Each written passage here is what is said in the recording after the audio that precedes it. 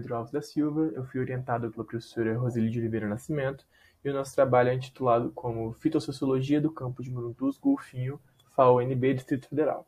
Primeiramente, eu queria falar um pouco sobre o que são os campos de Murundus, que são definidos como uma fitofisionomia do cerrado, formado por montes de terra alongados e arredondados, sendo que sobre os montes tem a ocupação de vegetação lenhosa típica do cerrado e entre os montes a ocupação de gramíneas e ciperáceas. Esses montes são encontrados normalmente em áreas sazonalmente encharcadas, próximas a nascentes e rios. Apesar dessa área ser muito importante e ser tratada pelos instrumentos legais como uma área de preservação permanente, ela vem sendo incorporada a espaços agrícolas e urbanos. Campos prévios à pesquisa mostraram a ocupação em demasia de algumas espécies nativas, portanto, o objetivo geral foi determinar a composição, riqueza e abundância das espécies em campo, focando tanto no extrato lenhoso quanto no extrato herbáceo subarbustivo.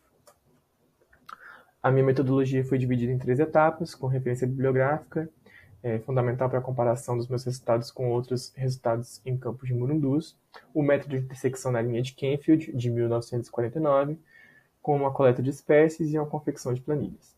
A coleta de espécies levou à identificação dessas espécies e posteriormente à confecção de exicatas, e as planilhas foram usadas para os cálculos fitossociológicos. À direita, a gente pode ver tanto o mapa de localização quanto o desenho amostral da pesquisa, sendo que em vermelho representa as minhas linhas amostrais de 10 metros de extensão, separadas entre si por 40 metros de distância. Cada linha amostral foi subdividida em 10 unidades amostrais de 1 metro.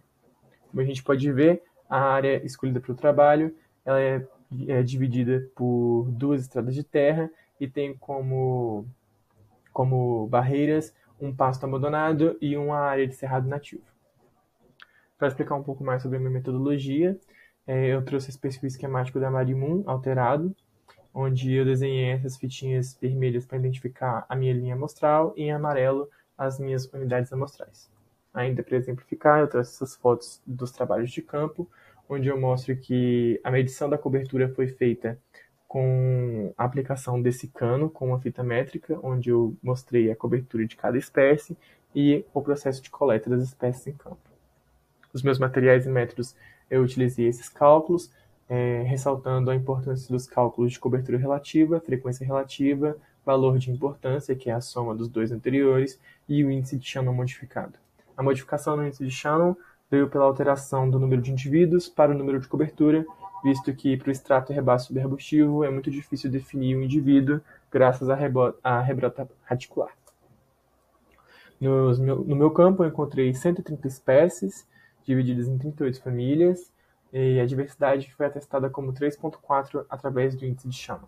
As espécies com os maiores valores de importância foram Miconia albicans, Baccharis retusa, Axonopus brasiliensis, Rhynchospora albíceps e Syngonanthus deciflora.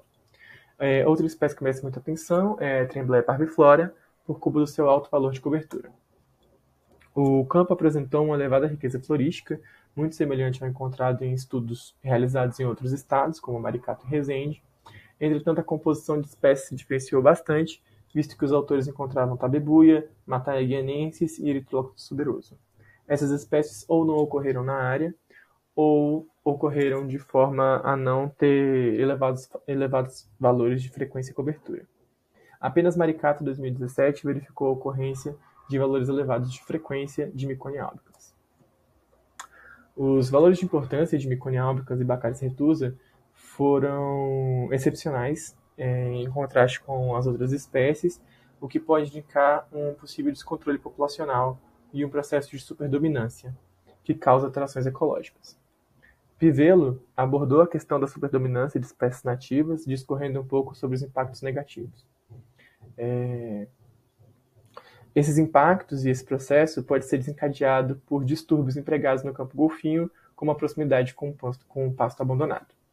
Por fim, eu gostaria de mostrar também que, apesar do processo de superdominância das espécies anteriormente citadas, também foram encontradas espécies típicas de área úmida, como Syngonanthus deciflorus, que teve elevados valores de cobertura, e Papilonthus chiquetensis.